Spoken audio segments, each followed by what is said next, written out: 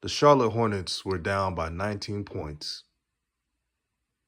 had a chance to win this game, resulting to a score of 113-110 Cavs. But I'm going to tell you, there's one player who did not show up and was the reason why they lost, one of the reasons. But this player is named Gordon Hayward, and I'll chime in.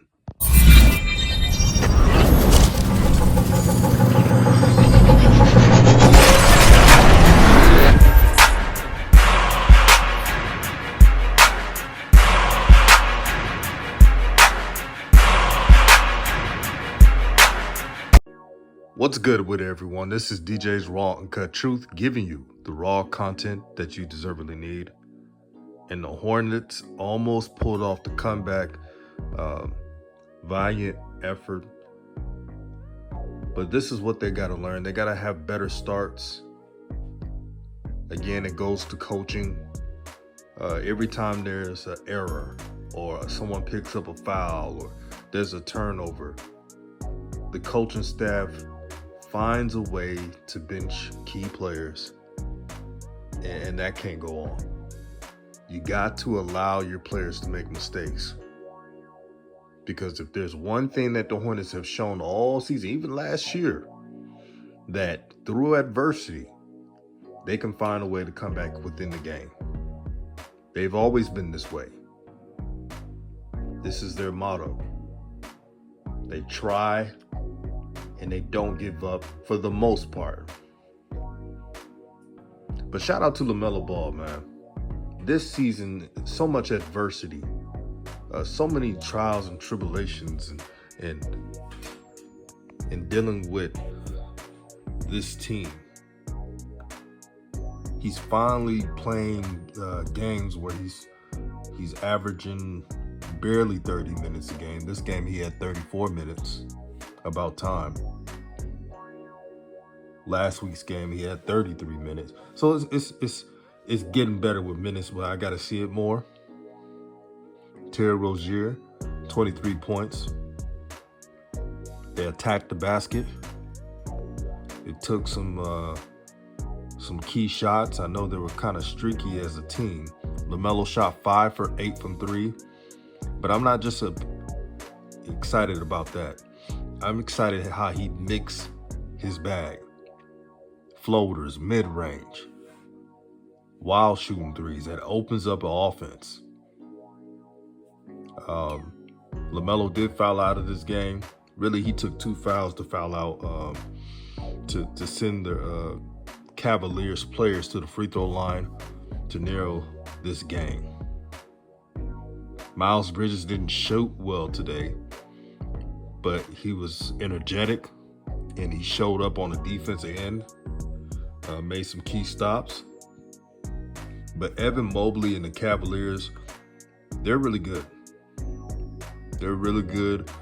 They're better than their record. I don't know what record they'll be at the end of the year, but I think they'll be in the conversation. They have a big lineup. You got Larry Markkinen, 6'11", Jared Allen, 6'11", Evan Mobley, just 6'11", 7 foot. And they have Colin Sexton. He's a dog. Garland's a good shooter. And then you got Rubio coming off the bench. He knows his role. Osman, good 3-point shooter. So they have pieces there.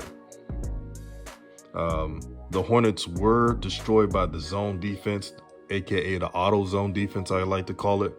Larry Markkinen was picking his spots, as well as Osman. At times, leaving them open. And that was very costly. The only gripe I have with Terry Rozier, and I like Terry Rozier in this game, within the 22nd mark of the fourth quarter, most coaches teach you that if you're down by, let's say you're down by 4 points, 2-possession game, you got to make it a 2-possession game. So what do you have to do? Don't settle for a 3. Attack the basket. They're going to give you the 2. And then you foul them. And then once you foul them and put them on the free throw line, and you hope that they'll miss at least one free throw, then you could attempt the 3. That's how you're supposed to play it. Terry Rozier shot a 3 too early. And Coach Joe called it.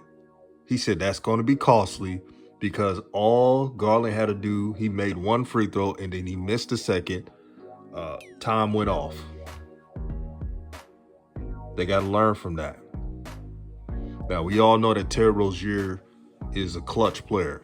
He'll learn, and I think he'll rebound. But Gordon Hayward, $100+ million man. I once said that Gordon Hayward doesn't show up against good teams. I need to put a little extra emphasis on it. Gordon Hayward doesn't show up against good teams and teams who are a bad matchup. Because Evan Mobley shut him down. 6 points. The worst plus minus as a starter. And like I've said before, if Gordon Hayward is not putting up points, he's useless. 2 for 7 shooting.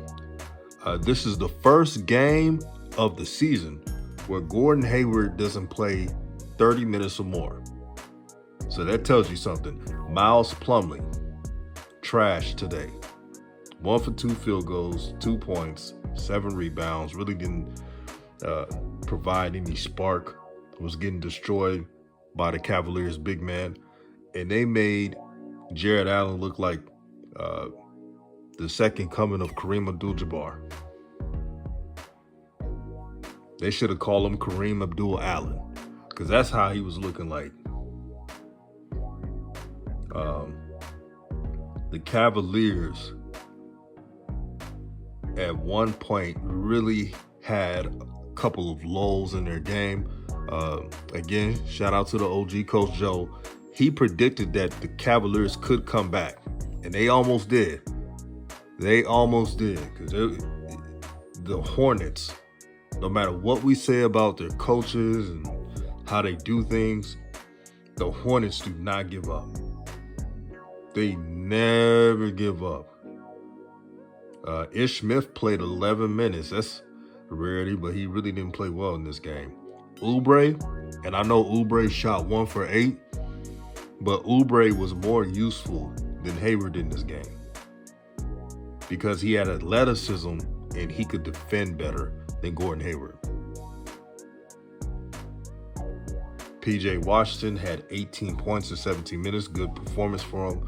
And then Cody Martin, 10 points. Solid, but he gave up some key threes in this game. So they got to clean this up. But, man, the Hornets needed to win this. The Hornets needed to win this game because they're about to go to a stretch where it's a West Coast trip. So on the 3rd, which is Wednesday, they got the Golden State Warriors. And you know how well they're playing. And then the next game, the Sacramento Kings, they're improved. The Los Angeles Clippers are desperate, so they're going to play hard. November 8th, Los Angeles Lakers, Anthony Davis and company, LeBron, veteran team. You know how veterans do. Memphis Grizzlies, Ja Morant. He's doing his thing. New York Knicks, having a great season. They have a gritty team, identity, and coached by Thibodeau, the best defensive coach in the NBA. And then Golden State Warriors again. The Wizards are not the old Wizards. And then November 19th, Indiana Pacers. So the goal for the Hornets is if you could win half and half, if they could win half the games, then they'll be okay. I would like for them to win more, but I got to be realistic. I just got to be realistic. And Gordon Hayward, you have to show up. I'm not talking about when you play in Orlando or any of these below 500 teams. You got to show up against good teams. If he doesn't want to show up against good teams, you might as well find a way to trade him. But then again, I don't think anybody would trade him for that contract. You heard me on the stream. I wouldn't trade him for a pack of pork rinds. But, hey, We'll see what happens. LaMelo Ball, keep doing your thing, man. Keep elevating your game. And one thing about LaMelo, he keeps getting better and better and better. He had a 27-point game the other day. Now he had a 30-point game. He keeps doing his thing, man. And he never gives up. And he fits today's version of a point guard. He's not one-dimensional. You can't be a star in the NBA and be one-dimensional. You just can't. But shout out to LaMelo. Shout out to his trainers, whoever develops LaMelo. Shout out to y'all. Coach Jermaine Jackson. I mean, this brother got floaters, mid-range, crossovers, in-between game. So I see a lot of the 2020 draft class is doing great this year. I knew that they were underrated. I'm not surprised what's going on. Cole Anthony got a win today, and he's been balling out. He had 24 today as well. Anthony Edwards, 24 points today. So this 2020 class is doing well. The 2021 class is doing good as well. 2 back-to-back good drafts. And this is good for the NBA. Very good for the NBA. So when LeBron retires, you know that there's going to be some good rising stars. And that's what you want in the league. But even though the Hornets lost, and they lost a game that they shouldn't have lost, keep your heads up, keep fighting, and find a way to win. And JB, play the right way. Play the right way. Stop trying to psychoanalyze and overthink about rotations. You have your franchise point guard right there. If he's fouling early, so be it. Let him learn through a foul.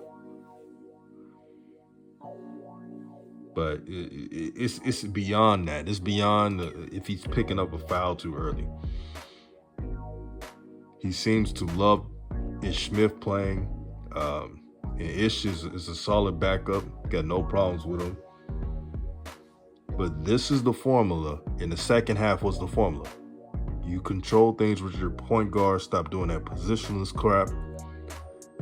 And good things will happen. We'll see what's in store. But I can't wait to watch the Hornets play again. They're fun to watch, and they're very entertaining.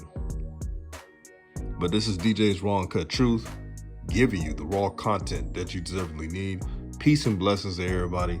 Thank you for supporting the channel, supporting the real. And I think I'm going to do a stream tomorrow. Check that out. I think I'm going to do Lakers versus Rockets. Lakers versus Rockets. So make sure to hit the notification, and I'm out.